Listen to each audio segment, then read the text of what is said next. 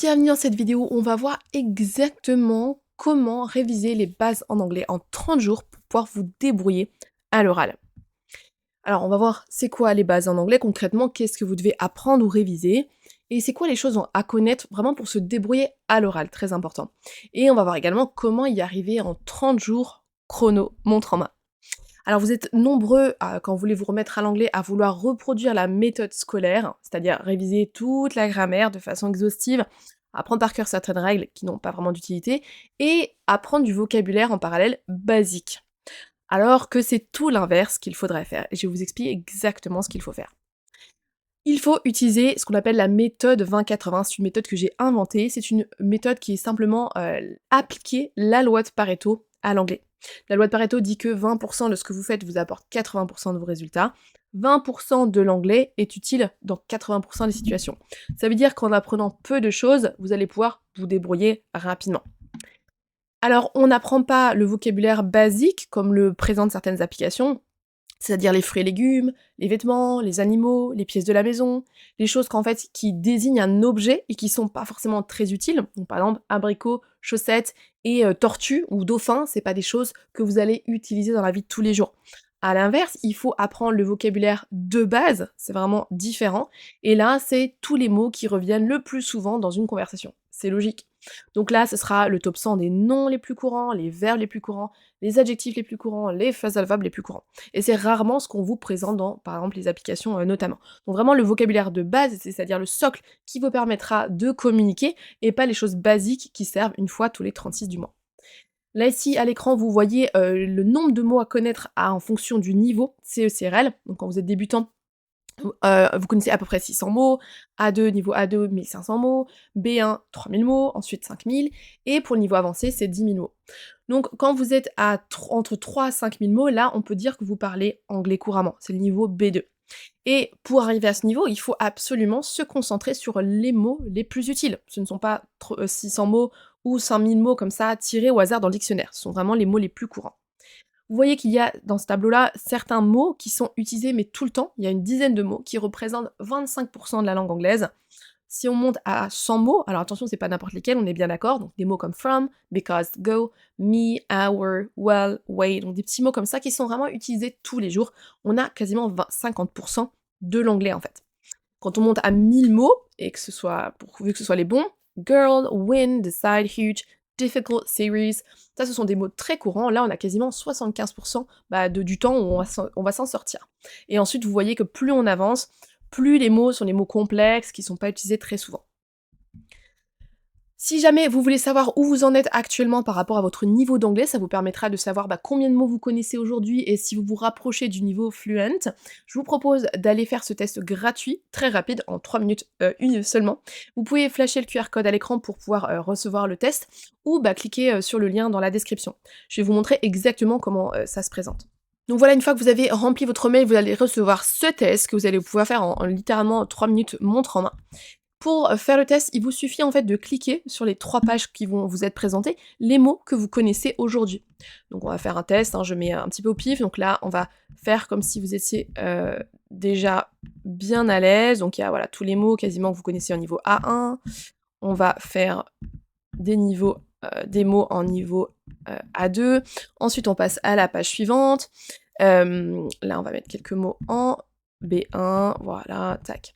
Et une fois que vous avez fait tout ça, là vous connaissez pas grand chose, on va avoir la page de résultats avec à peu près votre niveau actuel. Ça vous donne une estimation du vocabulaire connu, donc du nombre de mots que vous connaissez aujourd'hui, votre niveau CE-CRL, on retrouve le petit tableau récap, et ensuite des conseils personnalisés pour progresser en anglais.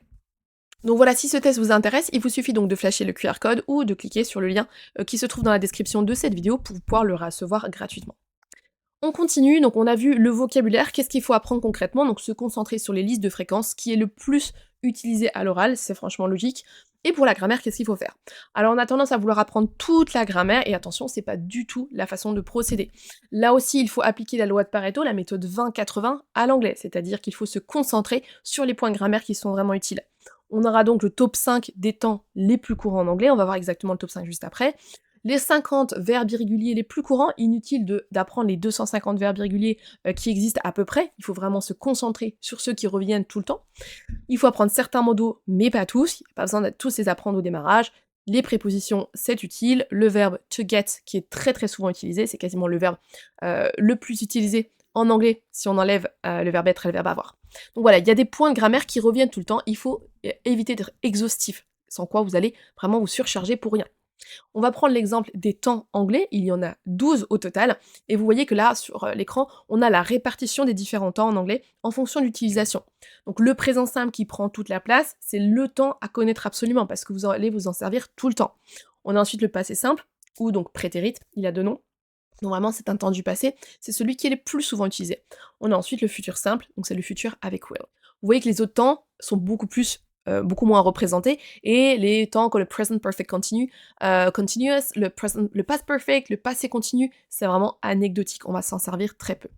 Donc je vous conseille pour les temps de vous concentrer sur les 5 les plus courants, et si vous avez un niveau débutant, concentrez-vous même sur le top 3. Vous voyez là le top 5 des temps les plus courants en anglais avec la fréquence d'utilisation. Donc il n'y a pas besoin de tout apprendre, d'apprendre les 12 temps, concentrez-vous vraiment sur l'essentiel. Pour réviser en 30 jours les bases en anglais, que ce soit vocabulaire ou grammaire, et vraiment revoir tout ce que vous auriez dû apprendre à l'école pour faire un refresh rapide de votre anglais et pouvoir vous débrouiller à l'oral, je vous propose de découvrir le pack de révision. Donc c'est un outil que j'ai créé pour vraiment réviser les bases en 30 jours ou au moins le plus rapidement possible. Donc voilà, je vais vous montrer exactement comment se passe le pack de révision en version interactive. Donc vous arrivez sur une page web que vous allez pouvoir conserver et pouvoir utiliser pendant le temps que vous avez besoin. Il y a tout ce qu'il faut pour réviser le 20-80 de l'anglais, c'est-à-dire le vocabulaire le plus courant. Donc là ici on a la partie vocabulaire, on a les points de grammaire les plus courants et à retenir. On a aussi une partie dialogue pour travailler la compréhension orale, une partie conversation où vous allez pouvoir dialoguer avec différents thèmes de conversation, et vous avez de nouveau un test de langue. Je vais vous montrer succinctement les différentes parties. Donc on va démarrer par exemple avec les adverbes de fréquence. Donc là ici on vous présente vraiment le vocabulaire qui a besoin de connaître pour vous débrouiller en anglais, avec le système de flashcards, qui est la façon la plus pertinente d'apprendre le vocabulaire. Donc vous avez le mot en français, vous devez prendre quelques secondes pour trouver la traduction, vous retournez la carte, et vous pouvez passer à la suivante. Especially, donc là vous pouvez apprendre le vocabulaire de cette façon-là, et si vous souhaitez plutôt faire sous forme de quiz ou QCM, il vous suffit de cliquer sur l'autre onglet. Et là, vous pouvez choisir par rapport à, voilà, là c'est never, vous pouvez choisir donc la bonne réponse. Tout de suite, straight away. Voilà, vous pouvez choisir donc entre flashcard et quiz pour réviser donc le 20-80 du vocabulaire essentiel. Donc là, vous avez tout le vocabulaire qui est présenté ici.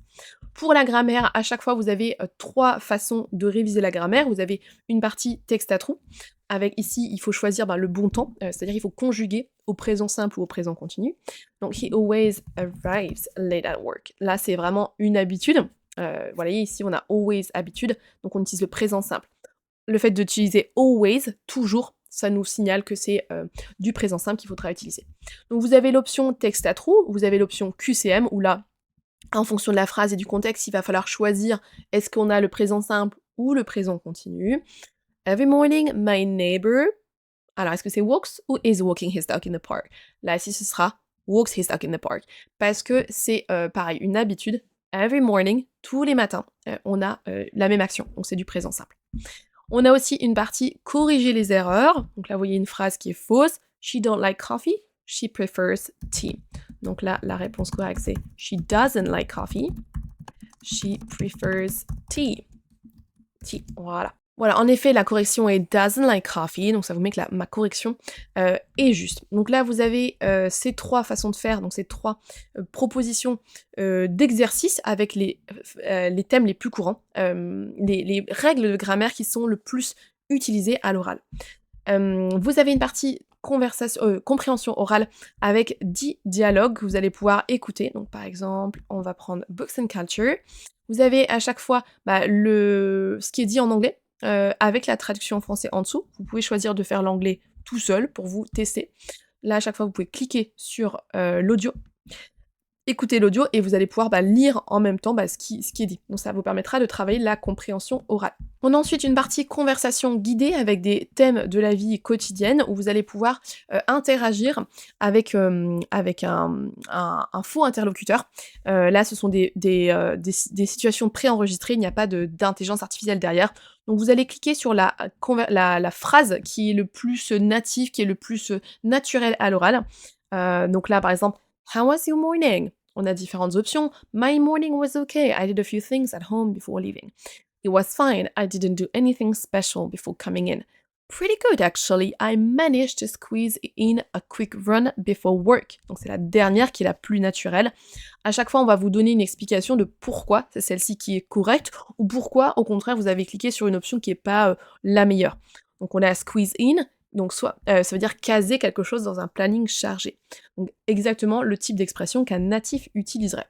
Donc vous avez donc différentes, situations que vous allez pouvoir explorer, avec toujours le même fonctionnement et une correction après. À la fin, vous avez aussi, donc le test langue un peu plus complet que vous allez pouvoir faire pour évaluer votre niveau actuel. Grâce au pack de révision et à ce format interactif, vous allez pouvoir vraiment réviser les bonnes bases en anglais, du vocabulaire et de la grammaire pour pouvoir rapidement faire des progrès à l'oral et vous débrouiller dans n'importe quelle situation. Si vous voulez découvrir le pack de révision, vous pouvez flasher le QR code à l'écran ou cliquer sur le lien dans la description. Et si vous voulez rester sur YouTube, je vous conseille d'aller regarder la vidéo qui s'affiche aujourd'hui à l'écran, ce sera le parfait complément à cette vidéo sur les bases à réviser en anglais en 30 jours. Thank you so much for watching and I will see you next time. Bye!